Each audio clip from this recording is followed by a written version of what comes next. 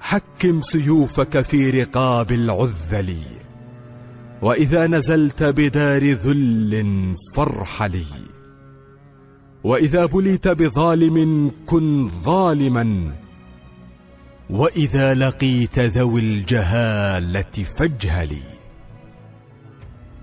وإذا الجبان نهاك يوم كريهة خوفا عليك من ازدحام الجحفل،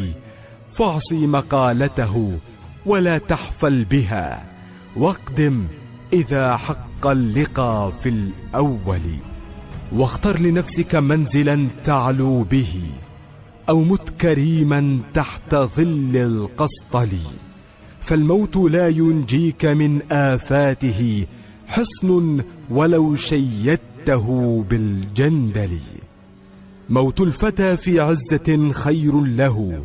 من أن يبيت أسير طرف أكحل، إن كنت في عدد العبيد فهمتي فوق الثريا والسماك الأعزل، أو أنكرت فرسان عبس النسبة فسنان رمحي والحسام يقر لي، وبذابلي ومهندي نلت العلا لا بالقرابة والعديد الأجزل،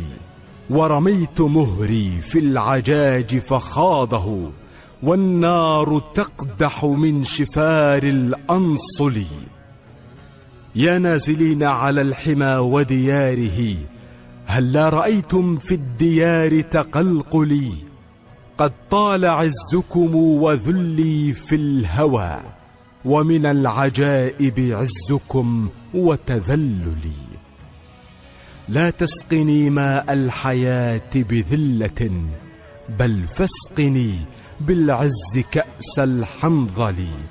ماء الحياة بذلة كجهنم، وجهنم بالعز أطيب منزلي. مشهد يعني قشعرك لدني جذب واديب يعني أنت رائع كما حاولت نصفك، ما شاء الله أنت أيقونة.